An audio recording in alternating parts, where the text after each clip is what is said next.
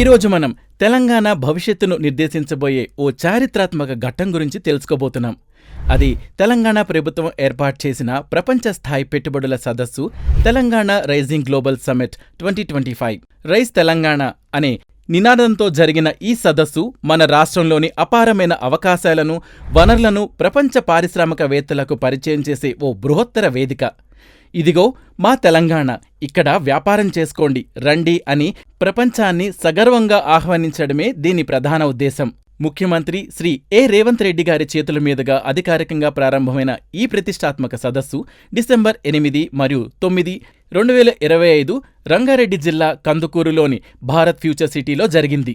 ఈ సదస్సు ప్రాముఖ్యతకు నిదర్శనంగా ముఖ్యమంత్రి రేవంత్ రెడ్డి, కేంద్ర మంత్రి కిషన్ రెడ్డి, ఉప ముఖ్యమంత్రి భట్టి విక్రమార్కతో పాటు కర్ణాటక ఉప ముఖ్యమంత్రి డీకే శివకుమార్ వంటి రాజకీయ ప్రముఖులు పాల్గొన్నారు. వీరితో పాటు నోబెల్ బహుమతి గ్రహీత కైలాష్ సత్యార్థి ముఖ్య అతిథిగా హాజరై సదస్సుకు మరింత శోభను తీసుకొచ్చారు.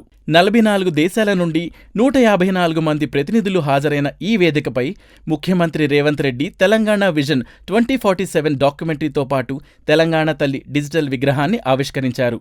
తెలంగాణను ప్రపంచ పటంలో ఓ గొప్ప వ్యాపార కేంద్రంగా నిలబెట్టి బ్రాండ్ తెలంగాణకు కీర్తిని తీసుకురావాలని ప్రభుత్వం ఈ సదస్సు ద్వారా లక్ష్యంగా పెట్టుకుంది. ఈ లక్ష్య సాధన కోసం భారీ పెట్టుబడులను ఆకర్షించడం ద్వారా యువతకు లక్షలాది ఉద్యోగాలు కల్పించడంపై ప్రధానంగా దృష్టి సారించింది. ఇది కేవలం 2 రోజుల సదస్సు కార్యక్రమం కాదు.